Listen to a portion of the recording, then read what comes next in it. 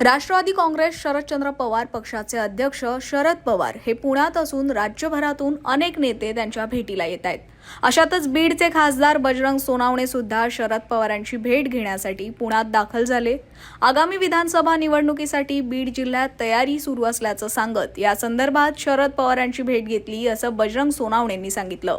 दरम्यान गेल्या 2 पिढ्या झाल्या तरी फक्त कोयता घासायला लावतायत, कधीतरी ऊस लावायला सांगा, वेळोवेळी कोयता घासायला लावणं चांगलं नाही असं म्हणत बजरंग सोनावणे यांनी भाजपच्या नेत्या पंकजा मुंडे यांच्यावरही निशाणा साधलाय। तर शरद पवारांनी या भेटीत काय सूचना दिल्यात यावर बजरंग सोनावणे काय म्हणालेत हेच या व्हिडिओच्या माध्यमातून जाणून घेऊयात। महाराष्ट्राप्रमाणे बीडचाही विषय आहे, त्याच्यामुळे बीडचा विषय आज काही बीडचा दुसरा विषय नाही, पण बीडचा ज्या विधानसभेच्या निवडणुकीची तयारी असते त्या तयारीप्रमाणे जे काही नियोजन आहे ते नियोजन करतो।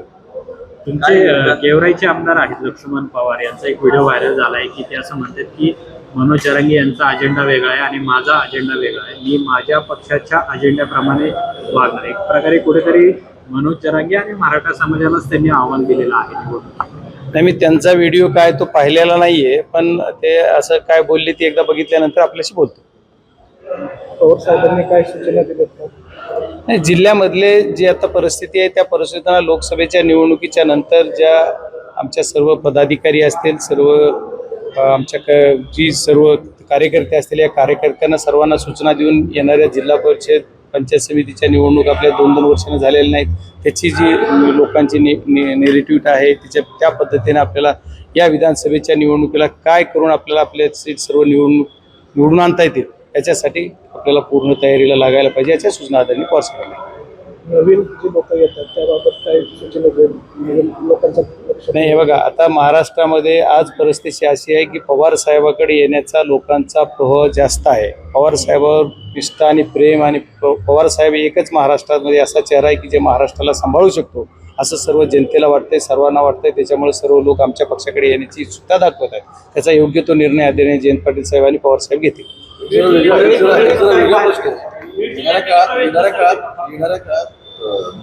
मराठवाड्यातली राजकीय दिशा ही तिचे इलेक्टेड कॅन्डिडेट लोकप्रतिनिधी ठरवणार आहेत की जरांगे पाटील ठरवतात? नाही बघा, त्या राजकारणात विषय केला तर जरांगे पाटील साहेबांचा इफेक्ट नक्कीच मराठवाड्यात येणारच आहे, त्याच्यावर काही कुणाचं दुमत असायचं कारण नाही। राजकारणाच्या पक्षीय ज्याचं जसं काम असतं त्या पद्धतीने पक्षीय निर्णय होत असतात आणि त्याप्रमाणे जनता तो निर्णय देत असते, पण इफेक्ट म्हणून जरांगे पाटलांचा येणार म्हणजे येणार मराठवाड्यात। ज्यावेळी मला आठवतं की लोकसभेच्या वेळी ज्यावेळी सगळं सुरू होतं आरक्षणाचा मुद्दा, त्याच्या घडलं असं की महाराष्ट्रात कास्ट फॅब्रिक प्रचंड उसवलं, म्हणजे जे फक्त त्या मराठी विरुद्ध ओबीसी आणि मराठवाड्यापुरतं राहिलेलं नाही, त्याचा धनगर आदिवासी होत आहे, ते आणखी पद्धतीने हिंदुत्वादी पक्ष हिंदू मुस्लिम परत करायचा प्रयत्न करतील। नाही, निवडणुकांना आपण सगळे सामोरं जाणार नाही, ही परिस्थिती फक्त बीड जिल्ह्यापुरती मर्यादित ओबीसी आणि असा जी वाद केला तो बीड जिल्ह्याच्या नेतृत्वाने काही केला की तो पण ओबीसी आणि मराठा असा वाद किंवा ओबीसी ओपन असा वाद नाहीच आहे। तो वाद वेगळ्या पद्धतीने एक पर्टिक्युलर जातीला आमचं काहीतरी नुकसान झालं असं वाटतं, तेवढाच विषय आहे, त्याच्यावर दुसरा कुठलाही विषय नाही। किंवा ओबीसीमध्ये जेवढे कुठल्या विविध जाती आहेत त्याच्यातल्या कुठल्याही जातींना काही तसं वाटत नाही आहे। आणि माझ्या बाबतीत जर लोकसभेला तुम्ही विचारलं तर मला सर्व जाती धर्माच्या सर्व माणसांनी मला मतदान केलं आहे, म्हणून मी निवडून आलेलो आहे। मला अशी कुठली एखादीही जात नाही की त्या जातीने मला मतदान केलं। जातीवर निवडणूक होत नाही आहे, ही निवडणूक होते जनतेच्या प्रेमावर आणि जनतेच्या मनातला जो कॅन्डिडेट असेल त्याला मतदान देण्यावर लोकशाही पद्धतीने, त्याच्यामुळे जातीवरली नाही।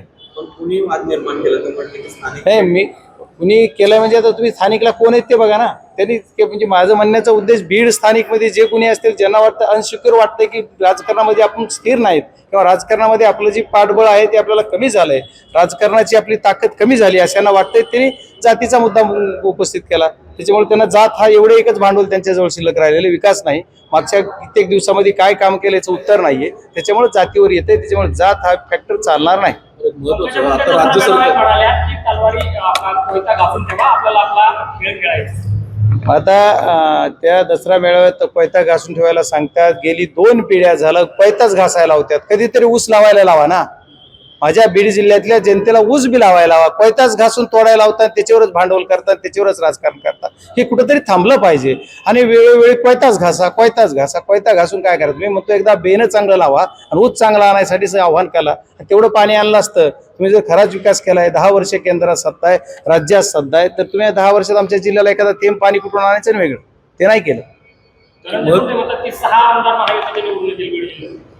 हो, ते येतील 6चे 6 निवडून, पण महाविकास आघाडीचे ते चुकून म्हणले महायुतीचे. एक महत्वाचं की राज्य सरकार ज्यावेळी ओबीसी वोट कन्सोलिडेट करण्यासाठी वेगवेगळ्या महामंडळांचा प्रस्ताव आणतंय, बरेचसे वेगळे GR निघाले, पण प्रस्ताव कॅबिनेटमध्ये मंजूरही झाले. या सगळ्याचा राजकीय दृष्ट्या कितपत फरक पडत असतो?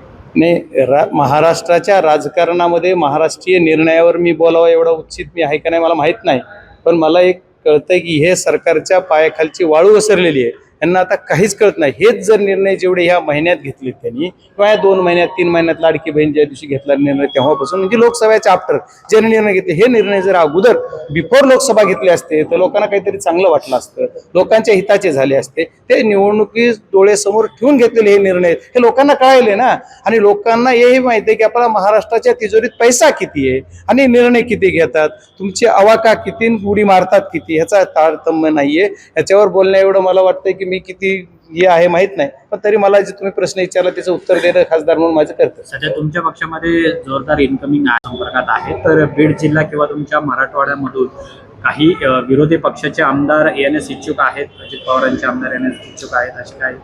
नाही, आम्हाला कोणाची येणार ह्याच्यापेक्षा सर्व पक्षाचे लोक आमच्या पक्षात येण्याला इच्छुक आहेत, पण त्याचा सर्वस्वी निर्णय आहे तो जयंत पाटील साहेब आणि आदरणीय शरद पवार साहेब घेणार आहेत. त्याच्यामुळे त्याच्यावर कुठलं बोलणं उचित होणार नाही. एका पक्षातले नाही, सर्व पक्षातले लोक आमच्याकडे येण्याला इच्छुक आहेत. आणि येणाऱ्या काळात तुम्हाला लेट अँड काय थोडंसं वॉच करा, लेट अँड वॉच केलं तर तुम्हाला कळेल काय काय होतं.